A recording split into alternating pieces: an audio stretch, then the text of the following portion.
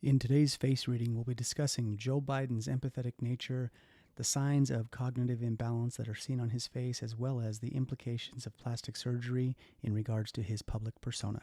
Enjoy. All right, everybody, welcome back. We've got Joe Biden today. So I'm going to come right out of the gates and say that reading a person like Joe Biden is very difficult because of the level of plastic surgery that he's had.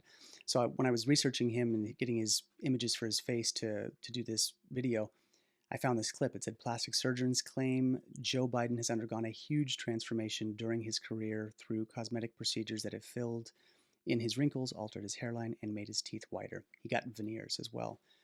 So this is the equivalent of buying a home that you know has been remodeled and the realtor asking you, hey, what do you think? Which part of this house has been remodeled and where do you think the mold was behind the walls before it was remediated? That's kind of what you're dealing with when you get this level of plastic surgery. Michael Jackson would be another one as well. Incredibly difficult to read his face given the extensive amount of plastic surgery. So in the context of this reading, because Joe Biden, his face is so hard to read, I'm going to take this as an opportunity to talk about some of the dynamics of face reading, ideas to consider. I am going to read his face, but I'm not going to do a deep dive because it's very hard to read it. It's very clouded and it's inaccurate to a certain degree. But I can still read some components from looking at the pictures when he was younger, and I'm going to talk about his face after. But there's a key idea here. When we look in the mirror and we see our face, which is ultimately a holographic template for our entire emotional terrain, the choices we've made, and our physical terrain, our health. Not everyone knows that, but that's what our face is in the East. So when we look in the mirror and we see colorings we don't like, sagging we don't like, overly washed out, tired looks, and we all age, we're all going to do that, but some of us do age better than others, and there's a reason for that. It's not just genetics, it's a lot about lifestyle. They say when they talk about epigenetics, there's a great saying that says, your genetics load the gun, but your lifestyle pulls the trigger, like your lifestyle and your habits. I could not agree more. So when we see that and a person wants radical surgery, this is the equivalent, this is code for, according to the East, the shadow of that is saying, I'm not happy with the life choices I've made. I probably didn't rest as much as I should have. I didn't eat as well as I should have. I didn't maintain emotional and physical integrity as well as I should have. I burned the candles from both ends. Maybe I did too many drugs. Maybe I had trauma that wasn't healed. Whatever it is, when we see that and we have that desire to radically alter our face, it's the equivalent of saying, I need to wipe the slate clean. I need to pull everything back and hope for the best. And that's what we're looking at with Joe Biden. Now, the conscious side, the business side is, yeah, he's in politics. Movie stars are on screen. They're going to be on TV. They need to look the part. And I think it was a business decision. And realistically, I think if Joe Biden had not gotten plastic surgery, I think he would have looked so saggy, tired, and depleted that he would have maybe not have been elected. Maybe wouldn't have gone as far as he has. So I get it. It's reasonable. And this is no judgment on people that decide to get plastic surgery. Please don't hear this as judgment. This is just me talking clinically. It's up to you. Who am I to tell you what to do with your life force, and vice versa? We all get to wield it the way we want to. And people ask me, if I've had plastic surgery, can I still get a face reading? Of course you can. All I ask is that you have pictures from before so I can see what you looked like also. So no judgment here. Joe Biden can do whatever he wants, but in a sense, he's wearing a mask. That's what this is. When you radically change it, you've put on a mask. You're putting on a different face for the world to see. That's how this rolls. So I'm going to talk about some of his features that I saw before his surgery, after his surgery, and then a couple lifestyle things that I would encourage him to do, because that's what face reading is about. Face reading is about reading the facial features and tuning into the specific lifestyle rhythms that would optimize you personally, given the features of your face. You got a lot of fire in your face, a lot of wood, or a lot of metal. You need to play to those metal themes, those fire themes, those wood themes. That's the way it goes. So that's why I like face reading. It's a tool to optimize lifestyle and to help you live longer. So looking at Joe Biden's face before, a good marker, big broad forehead. Joe Biden has prided himself on being a guy that gets things done on both sides of the aisle, that open mind. So when we have an open mind, we're usually open to hearing both sides of something. So he did have a big square open forehead. That's a good thing. And in his younger days, I saw that. I thought that's good. He also does have a loose rectangular shaped face, which is often common with politicians and people going into military or positions of authority. That's pretty good. He also had a pretty decent amount of earth. He had some fleshy traits, and as people get older, we get more earth. That happens. But he was a little fleshy, and that was actually kind of a good thing because it's said that when you have the earthy, plump features, it also gives you a certain tone of compassion, empathy, understanding, that kind of thing. So that's good. He had those things. What was not so lucky of a marker were this discrepancy in his eyes. One was a little bit bigger, one was a little bit smaller. You couldn't find it in every picture, but when he would smile, you would see it. And I found a picture here where he has it. The left and right sides of the face relate to our right side is the extroverted public persona, and then the left side is our introverted interpersonal nature. And when one eye is bigger than the other, we're seeing a conflict between the internal terrain of what we're experiencing and what we show the outside world. Some other key people that have these features: Jeff Bezos, he's got one wily crazy eye and one eye that's kind of sedate. Another person, Dianne Feinstein, who just passed away, she had these eyes. One eye was very rough looking and the other one a bit more normal. But when we see this points to, in a nutshell, a two-faced nature in face reading theory. So if you think about those three people, those are highly polarizing people. People either love them or hate them with a passion, Joe Biden included. So when you see this discrepancy in these eyes, this is a common occurrence with this trait. People feel that way towards those people. And oftentimes, people that climb these hierarchies of power and get into strong standing political power, this happens because the more you run things behind closed doors and have to pull some leverage you probably don't want to, or you do because you're greedy, and then who you show the world, there is a very real discrepancy between those two rhythms. They're very different. So Joe Biden had some of this, not so lucky. When I was reading his face in his olden days, I started to really, I was like, what leaps out? And it wasn't much. And that's not great either in the context of face reading. His face is kind of generic. It's a little homogenized. There wasn't anything that jumped out. I thought, whoa, power. Not much of anything. So, that's not good or bad necessarily. That means there can be a monotony and kind of a blah energy to the person.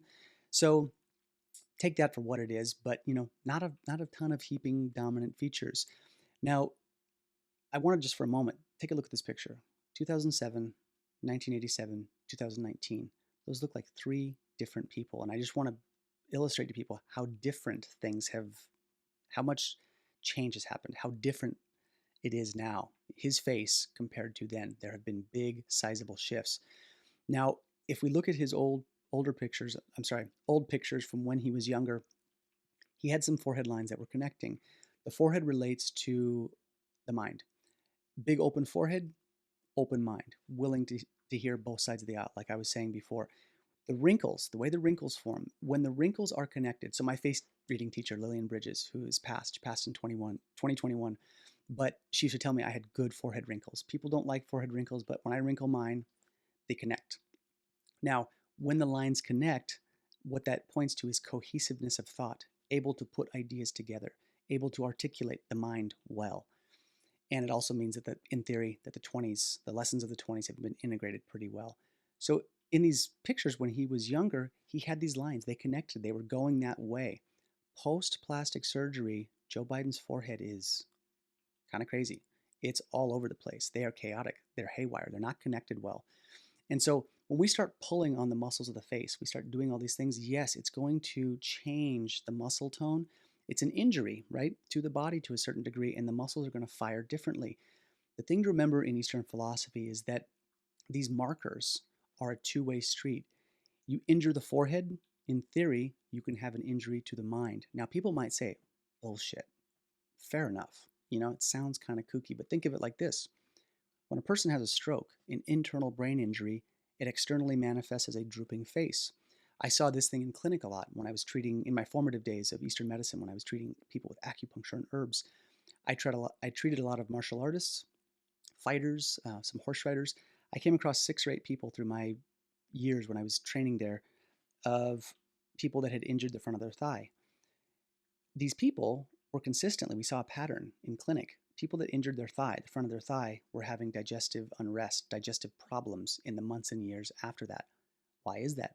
Because all of this stuff ties to channel theory. The stomach channel goes along the front of, from starts at, below the eye, goes down through the nipple, down the front of the body, down the front of the thigh, down the front of the calf shin, and then out the second and third toe.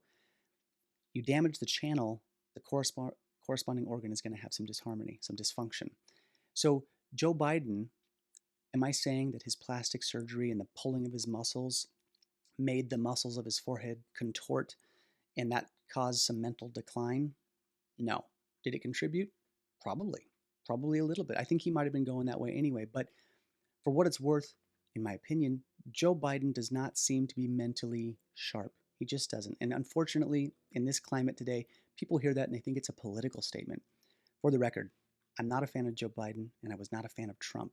The fact that these two guys were our choices in 2020 is like, all right, cool, I'll play the game, but I'm definitely not happy about it. So, this isn't a political thing. This isn't me taking a shot at him. I'm just looking at his face in the lens of face reading and saying, hey, scattered forehead lines, and he appears to be scattered. If he goes off teleprompter, God help us. He goes off on tangents. He rambles. He can't articulate his words. He's got the what looks like the dementia shuffle. They talk about how they walk. The way he walks looks like cognitive dysfunction.